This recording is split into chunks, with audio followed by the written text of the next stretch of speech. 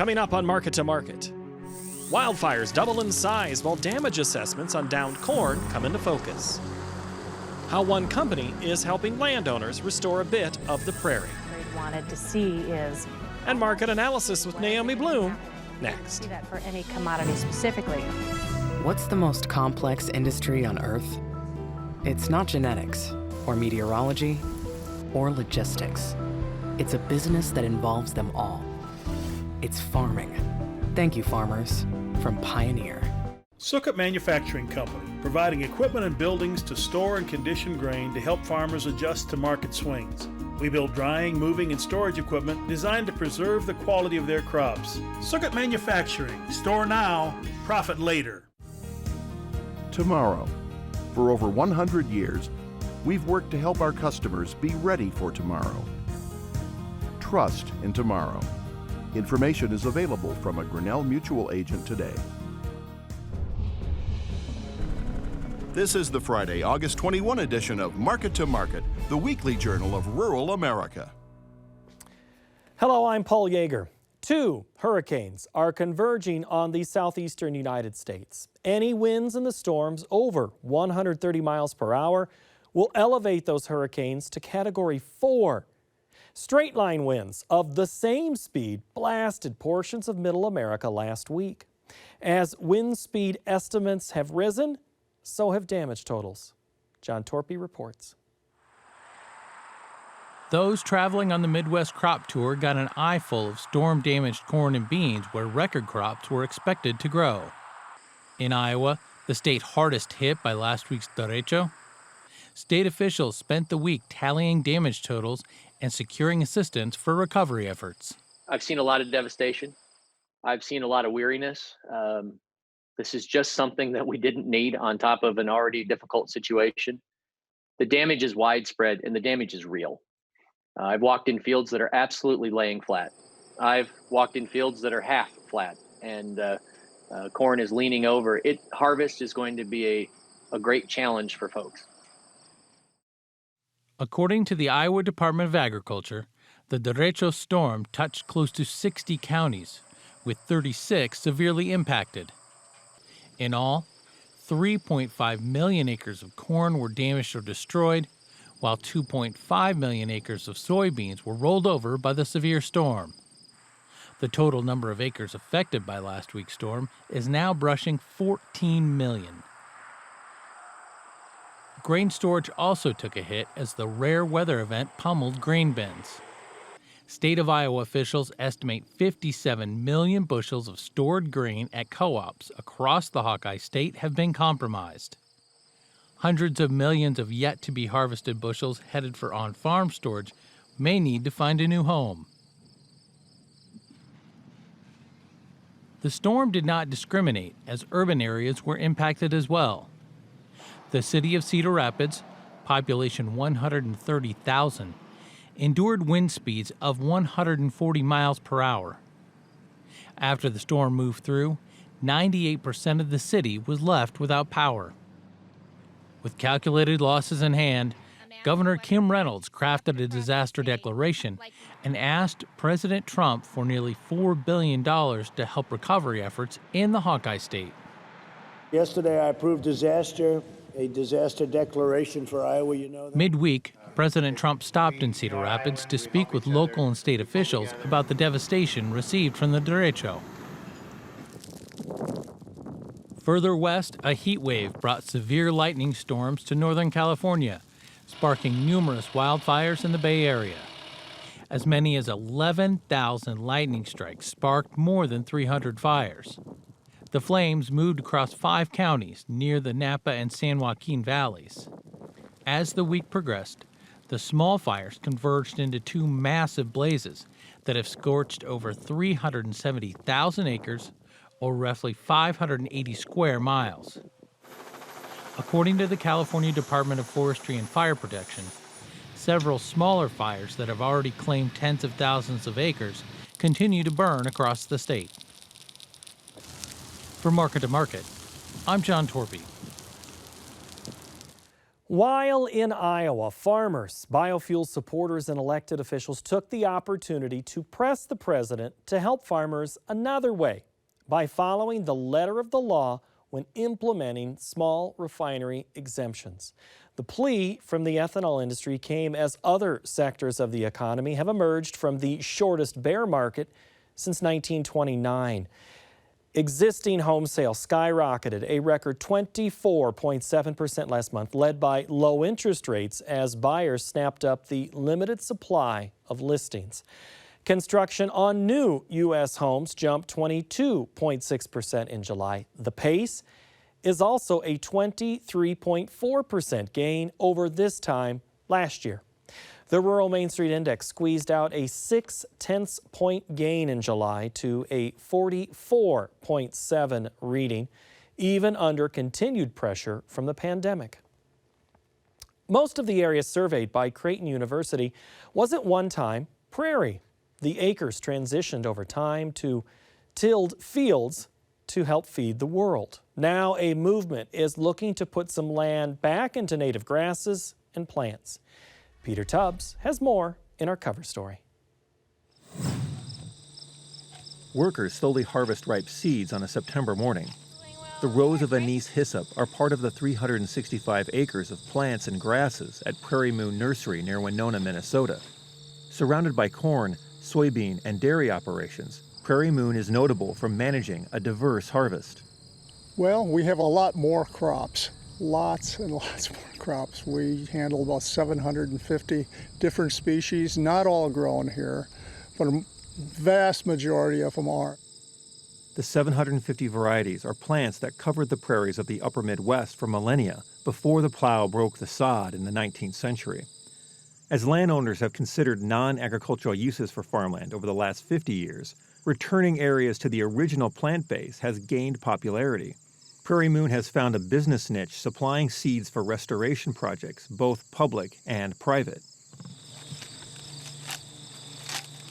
While raising seed is an agricultural process, the details are different compared to neighboring farms. And many of our plots will harvest multiple times. You know, we'll get the earliest crop off of it, we'll come back, hand collect another. You can get a lot of seed faster by growing as a monocrop. You just can't do that with every species. Prairie Moon grows most of its own inventory, focusing on species that are rare or difficult to grow.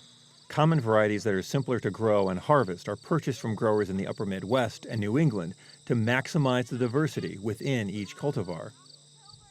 While seeding native plants benefits the soil and reduces erosion, these species also feed the insects that pollinate agricultural crops and other plants. They produce that habitat that a lot of our species need. And they also have benefits to soil and water quality, especially as it relates to soil erosion and water pollution and runoff. Harvest stretches from late May to early November. The winter months are spent cleaning, packaging, and shipping orders. Some varieties are grown out and shipped as live plants, but the majority of the offerings in the company's catalog are seeds. Most of the varieties offered for sale are grown in plots, which allows for easier weeding and harvest.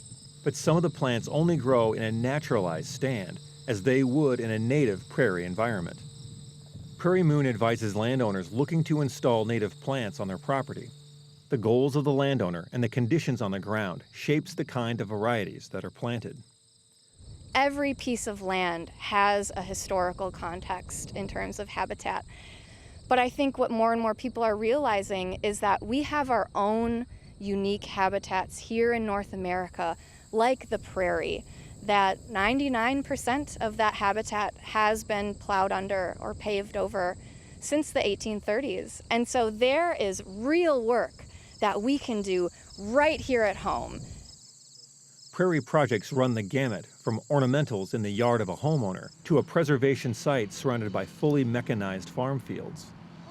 First, you want to have a conversation about the homeowner's goals. What exactly is it that you want to achieve? Are you hoping to get a government contract cost share through the NRCS or the FSA? That's going to be a certain type of project. Are you an urban landowner who just wants to attract birds so that you can do some bird watching from the kitchen window? Well, that's going to be another type of project that we can help with. Some prairie reconstructions look to return a farm field to the plants it may have hosted before agricultural cultivation.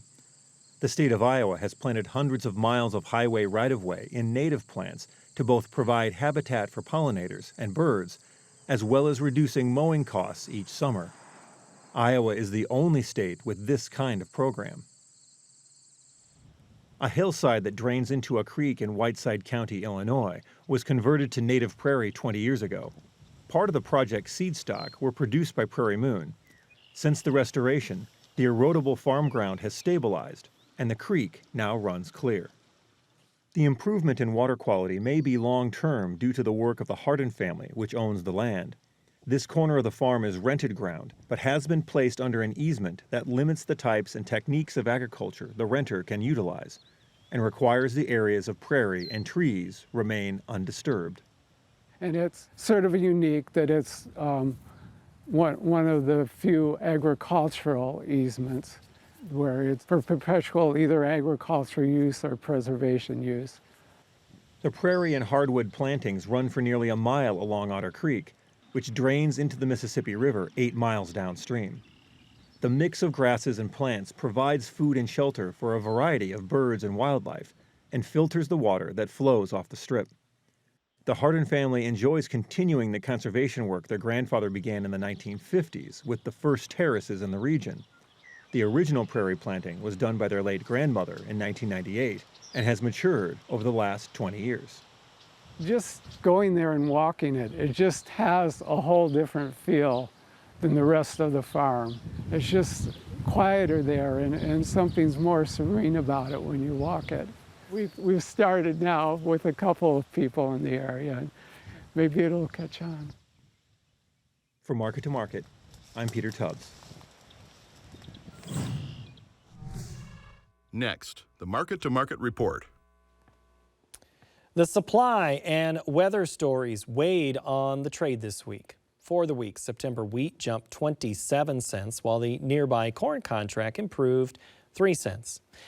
The Chinese continued buying in the soy complex. The September soybean contract increased 4 cents. September soybean meal fell $1.60 per ton.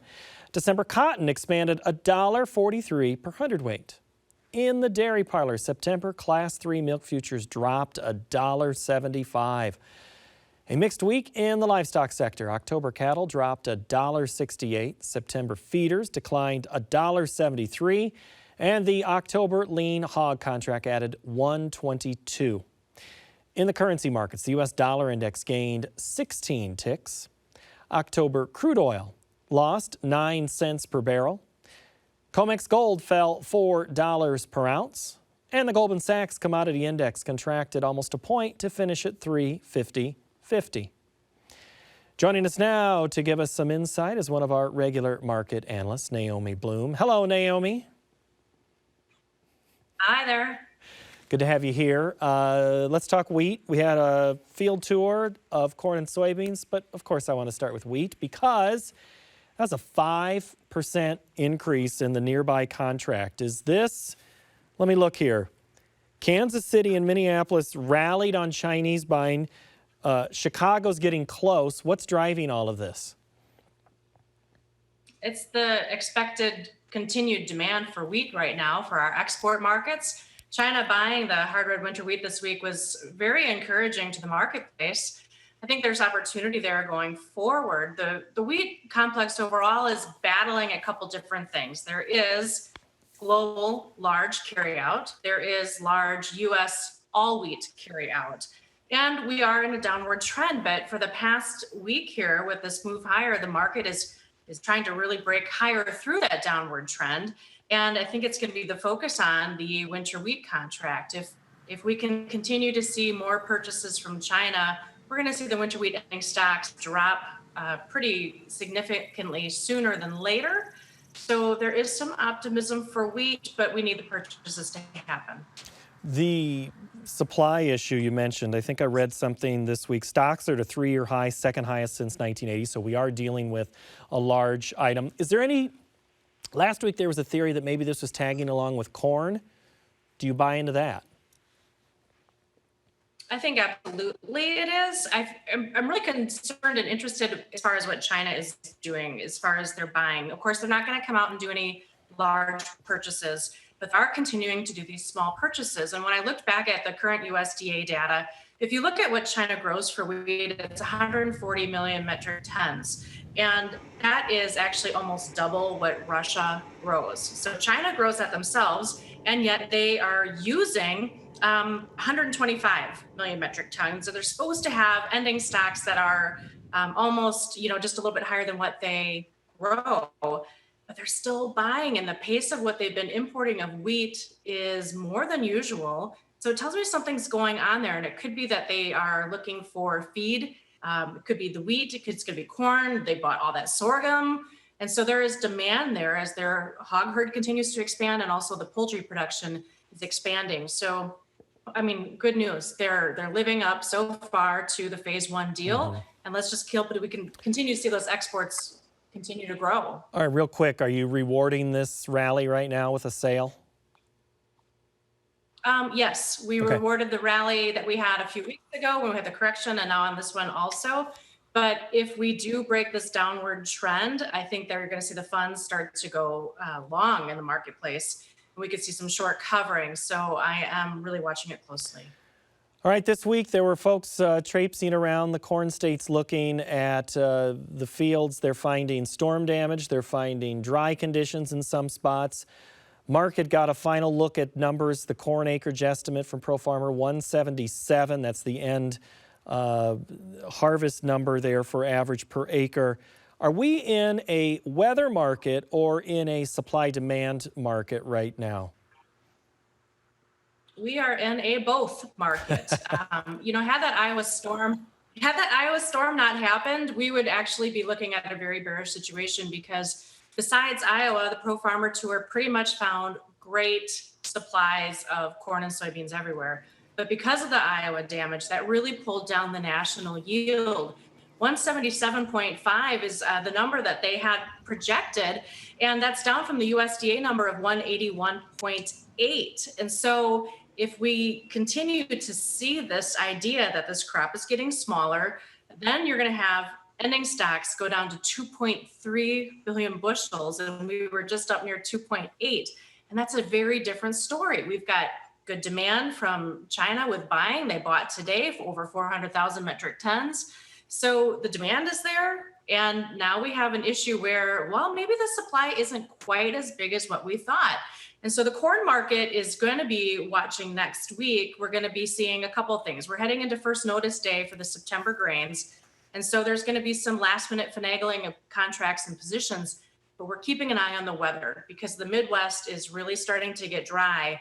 We don't get rains, we're going to see the yields come down even further for both corn and even the soybeans. We're supposed to be pretty hot over the weekend in this area, and then that just will traipse east. And so, but I think you wrote this morning something about, there is a better rain chance 7 to 10 days out. So I guess my question is, Monday, we had a really good day. Friday, we were positive, kind of weak in the middle. So was Monday our peak for harvest, until harvest?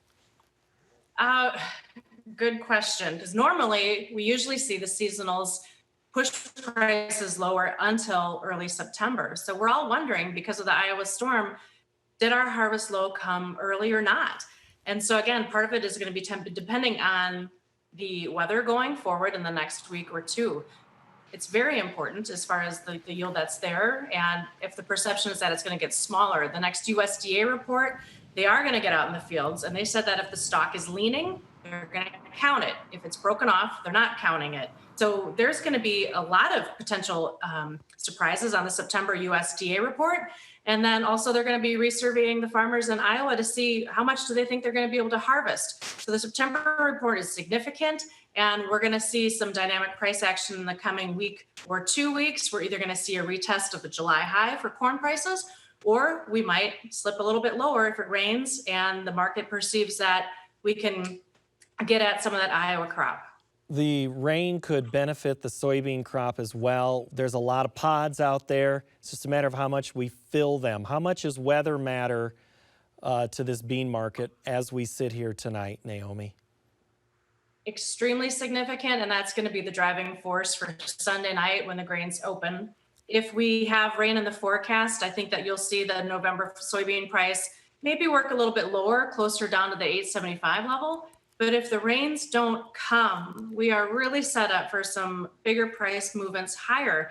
I didn't realize that Iowa and Nebraska combined grow 21% of the nation's soybeans. And over the past 2 weeks, they have gotten just only half of their normal precipitation amounts. And even though the pods are there on those plants, who cares if they're not going to get filled up because we're not getting the rain? The rain is so significant, and that's going to be the driving factor. All right, we have a question from Brad in Hurley, South Dakota that came via Twitter, and he's asking, it seems the market is immune to China soybean purchases.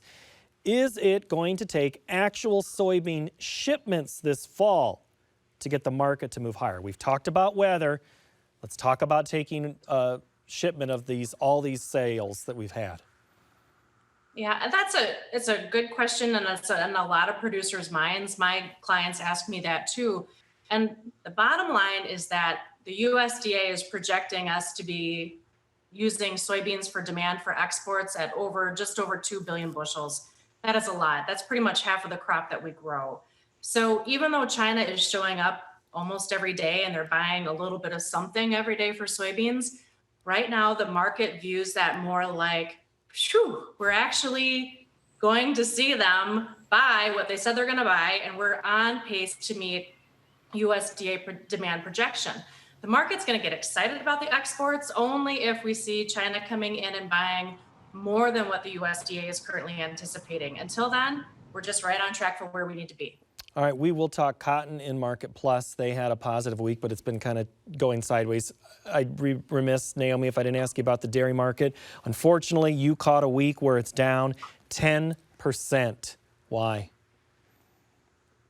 Well, we had a milk production report this week, and it was bearish. Milk production year over year from July was up 1.5%, which is a huge number for milk.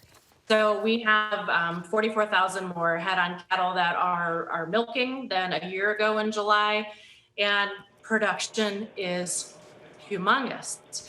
The other reason is that the government cheese buying program that we had been doing because of COVID is done for the short term. And so because we're not seeing that demand for cheese that we had saw during the month of May and June, that's kind of dried up for the short term. So milk prices are back down to where we started almost, with the nearby September contract in the low 15s. And that's actually right back where it was in April when the whole COVID thing was, starting to get traction to it. So going forward, if the government cheese buying program can come back, I think that we're going to see some higher milk prices, and our exports have been really good. So that's encouraging. But it's overproduction right now. Okay. That's the problem. All right, maybe that's the story. I got to get to feeders. 111% of a previous year on placed feed in the month. That's a huge number. That's a bearish deal, right? Yeah, that's very bearish. That number that was released today was well above even the highest estimate. So we're going to see cattle and feeder prices probably fall next week. And the on-feed number was at 102%. Yeah. Yeah. Yes. 102%. And that was higher than the average estimate as well. The placement number and the on-feed number, those are bearish scenarios. And so even though the demand had been picking up, we had really good retail numbers this week. Box beef values were up for almost 11 days straight because we were getting ready for the Labor Day needs. But now we have a situation where there's going to be hefty supply coming, and the weights are even a little higher as well too. So I'm expecting a seasonal slide lower, a technical slide lower. And if you are in a situation where you can do anything with hedging, I would really encourage you to get that done right away. Okay, we'll discuss livestock more with cattle and feeders. We've got some great questions. Real quick, 30 seconds on hogs. Lower weights there, does that, coming through the line this week, does that mean that we've maybe worked through the glut from this spring? Yes, no. Short term, we have probably another push higher for the hog market. It's breaking out of some lower prices, and we've got some technical momentum. We've got strong export demand as well. But if you step back and look at the bigger picture, we have production, abundant production above year-ago levels, where if the demand shuts off, we are in a situation where prices are going to slide a lot lower soon. All right. Thank you, Naomi. We'll talk to you in Market Plus. Thank you so much. That will do it for this installment of Market to Market. We will talk more with Naomi. See, I just interrupted her and cut her off. My apologies there. Join us there. You can find it on our website at markettomarket.org. Photos help tell a story, and we've shared many via our Instagram feed of Market to Market Show. We'd appreciate your follow. Be sure to check out the stories section of our feed. Next week, we will look at how U.S. tanneries are specializing to survive. Until then, thanks for watching and have a great week.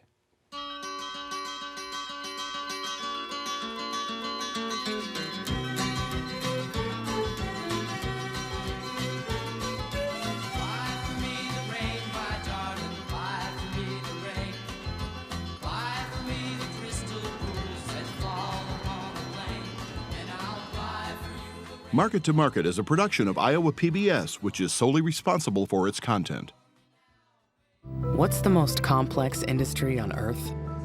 It's not genetics, or meteorology, or logistics. It's a business that involves them all. It's farming. Thank you, farmers, from Pioneer. Sukkot Manufacturing Company, providing equipment and buildings to store and condition grain to help farmers adjust to market swings.